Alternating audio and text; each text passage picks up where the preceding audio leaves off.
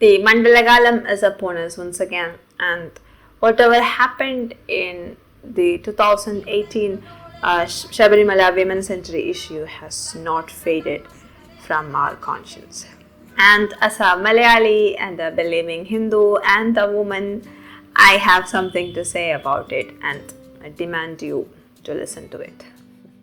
So Sabarimala is just 100 kilometers from my place, which is like 2.5 hours journey, and it's just 61 kilometers away from where I studied in school. And I've been to Sabarimala once in my lifetime, and I still remember almost everything about that pilgrimage or journey, even though it has almost been 2 decades now. And as a Malayali woman born in a Hindu Nair family, I've never wanted to go to Sabarimala as a teen or as a youth, even though the Supreme Court allowed us to basically enter. It has never occurred to me or to any girls that I know that we should go to Sabarimala. Shastangota is another very popular temple for Lord Ayyappa, and I can go there whenever I want, except for when I have my periods. You know how it is. The reason why I am making this video is to talk about the inside out of the Sabarimala women's entry issue. So let's look at that. Right from childhood, we all knew that women of a certain age could not enter Sabarimala. And there was always this silent opposition within women about it. Again, I'm not saying that women wanted to go in or enter the Sabarimala temple, but there was always a silent clandestine protest whenever women talked about the issue. But obviously nobody was motivated enough to do anything about it. And I still remember the RSS supporting women's entry in Sabarimala. But then the Supreme Court verdict on women's entry issue in Sabarimala actually came out in 2018, and everybody protested against it. We soon saw that the communist government ruling Kerala at the time, and who was still ruling, had a vested interest in bringing women into the temple. And what followed is a huge protest that spread all across the state and even left the state in very different parts. And it was led by women in most places. Women were the large chunk of people who actually came out on the street to protest against women's entry in Sabarimala.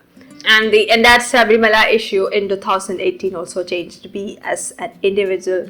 I became much more oriented with the religious spiritual movement happening around me.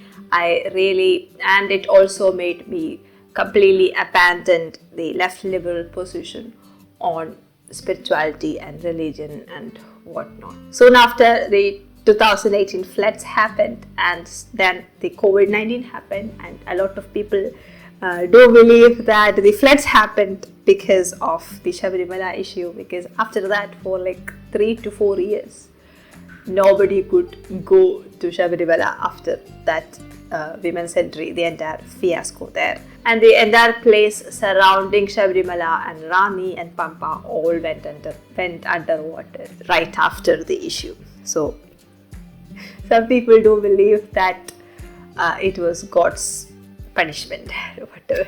Do I belong in that group? Well, I'm not going to comment on that. And when the Sabarimala issue actually came about, everybody said that it was about the Brahmacharya or celibacy of Lord Ayyappa seated in the temple, and also the role of women in traditional collectivist societies. The fundamental issue has been the inability to strike a distinction between diversity and discrimination, between uniformity and equality, between pluralism and standardization. There is only one temple dedicated to a specific deity who happens to be a Brahmachari, and in that particular place there is a restriction for a particular age group, not because of menstruation but because he is a Brahmachari. And we are being told that that practice needs to be necessarily compared with untouchability, that needs to be compared with sati pratha, that needs to be compared with widow remarriage. Where is the sense of proportion in this debate? When it comes to the Hindu faith, it believes in diversity of spaces. There are specific spaces which are dedicated to a specific form of energy, and there are specific spaces which are open to everyone. If this particular faith's diversity is finished through the weaponized form of equality, which is nothing but standardization, I'm sorry to say it will result in unwarranted Abrahamization of the Hindu faith, and it will lose its originality, which I think is against the concept of Article 25 and 26. Who hasn't heard this argument in India, right? But was it always the only reason? Every Malayali woman, and I think every woman in South India knows that that wasn't the only reason. There were actually 3 reasons why women couldn't enter into the temple. One was obviously the Brahmacharya, or the celibacy of the deity in Sabarimala, and 2 was the journey to the temple, and 3, menstruation. I know it is getting quite controversial so far, but like I said before, I want to talk about the inside out of this issue. And I think the truth, the entire truth, is also important to discuss. So yes, as young girls, we were told that we were not allowed into the Sabarimala temple because of the arduous journey that it took to reach Sabarimala. Because we had to transcend the forest and the mountains and the rivers and streams and whatnot to reach the temple. And that our menstrual cycle wouldn't allow us to take the vridam for 41 days, because the menstrual cycle happens every 28 days. So I have always hated that feeling of helplessness and dejection. But then when the Sabarimala issue actually became hot, everybody ignored these 2 reasons and talked only about the Brahmacharya, or the celibacy part of the deity, and the role of women in society. Well, as I said before, absolutely not. I will tell you why. As we know, according to Hinduism, there are 4 ashramas according to which a human should live their lives. They are the Brahmacharya, Grihastha, Vanaprastha, and Sannyasa. So the women from 10 to 50 are either entering into the Grihastha or they are in the Grihastha.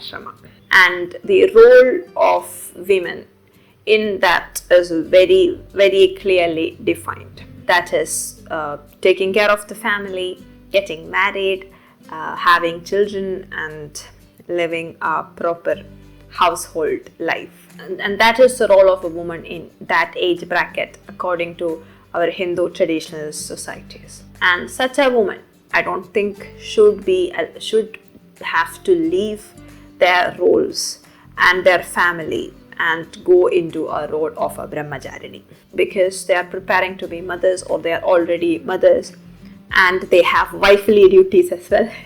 And of course, they have all the household duties to perform. I know that some people would consider this patriarchal, but I would call it more traditional, because men in the same ashrama also have a lot of duties to perform, and they are almost equal.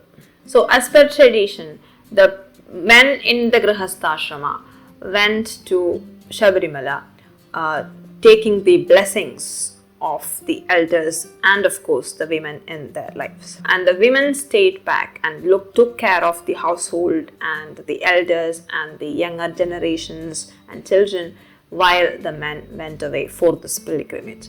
That has been the tradition. Just because the gender roles are different doesn't mean that one was greater than the other.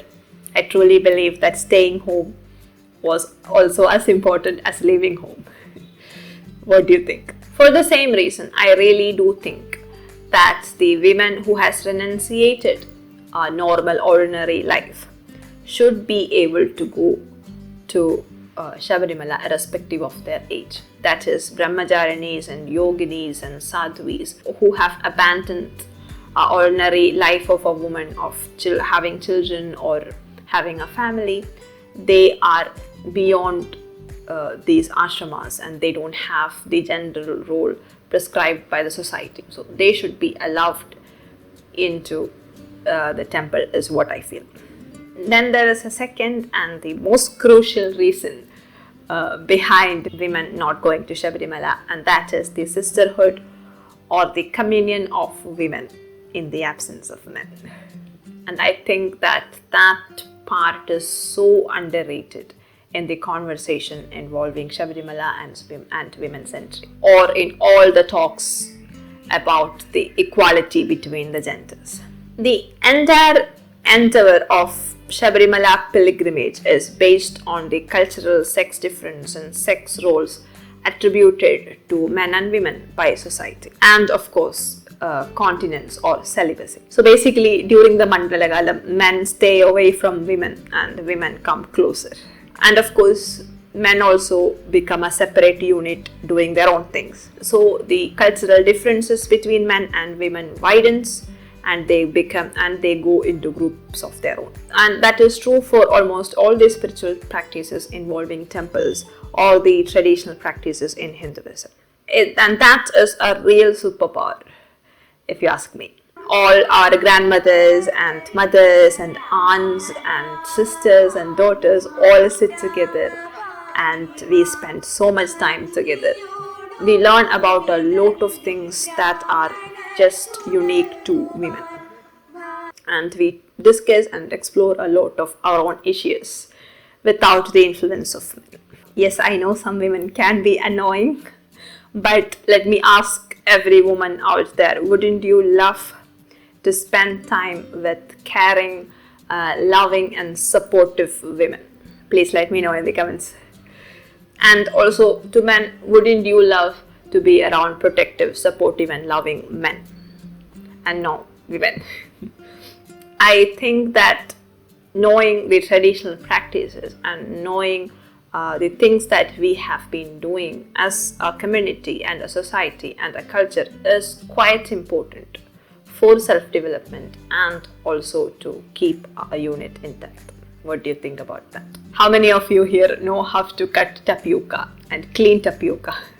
How many of you know how the traditional cuisines are made? And isn't it worthwhile to learn about them? And the Sabarimala season is the prime time to do that.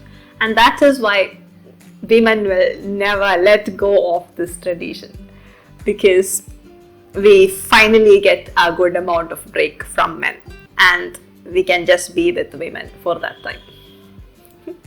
Who wouldn't want that? With the talks of equality and standardization, we are once again bringing women into men's spaces and vice versa. Everybody ends up becoming uncomfortable, and this incredible safe space traditionally built just dies away. This is also the case with men, but I cannot speak for men, I can only speak for women, so that's what I'm doing. But does this encapsulate all the conversation around Sabarimala and women's century? Besides all the arguments about the Brahmacharya of Lord Ayyappa and the role of women in a traditional society and so on and so forth, there are still these other factors to be considered. Do the majority of people in India still consider women to be weak and incapable of doing a lot of things? Yes, we do. Are women actually physically weaker than men? Yes, we are. But equality means that we should not be denied an opportunity because we are weaker. Do the majority of people in India believe that menstruation is impure, which should be hidden and treated unfairly or discriminated against? Overwhelmingly, yes. We are deemed so impure during our menstruation that we can't go to temples, we can't pray, we can't touch a whole lot of things, especially the religious things, the books, the epics, the books, the artifacts, whatever. We can't touch a lot of things. We can't touch a lot of plants. We can't touch Tulsi plant. We can't touch the neem plants or any sacred plant for that matter. Some women are not allowed to go fetch water from the wells. Some women cannot enter the kitchen or do any cooking. Some women cannot go into the living room or in front of other people. Some women cannot eat with their family members. During periods, they have to eat separately. Some women are not allowed to sleep in their own beds but on the floor on a mat. And I've also heard that in earlier times, women were asked to go to the river in early morning in the coldness and take bath to get rid of the impurity, I think.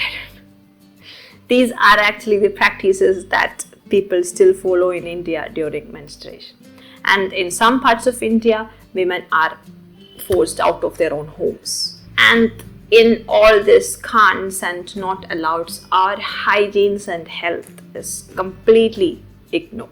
It does not matter if you're writhing in pain or bleeding out in a dark corner of your room, just don't bother them with it.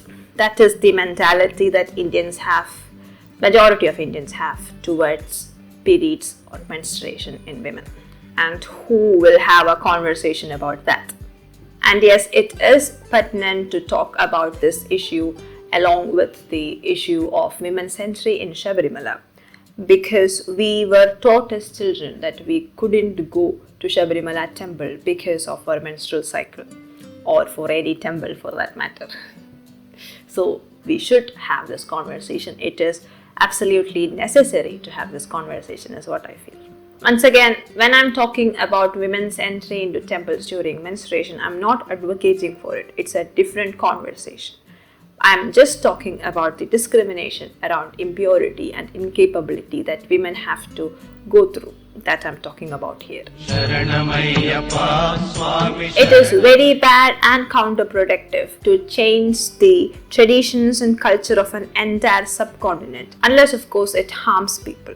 And the non-entry of young women into Sabarimala doesn't harm anybody. But of course, the conversation of impurity and incapability around this issue surely does harm women and others. The discrimination against women or during certain periods in their lives certainly do harm them. Let's change the way that we consider menstruation to be impure and actually give the support and care that women need during those times. And more importantly, let's maintain and nurture cultural differences that makes us a safer and a healthier communities to live in. So that is my entire take on the Sabarimala issue, something I've been wanting to talk about for a very long time. I hope you found it interesting and informative. If you did, please share it with somebody else, and please let me know in the comments what you think about all of this. My battery is about to die, so until next time, have a great time. Thank you for watching this video and subscribe. Don't forget to subscribe. Hi guys, and here is the first book I have written, Life in a Ziploc Bag. It's the story of 4 teens living in a city and the impactful reality of modern life, where we often chase love, intoxication and adventure. Does it seem like a story that you would be interested in? If so, please check it out on Amazon or Flipkart. And it's also available for direct buying from the publisher itself. All these links are given in the description. Grab your copy now. Thank you.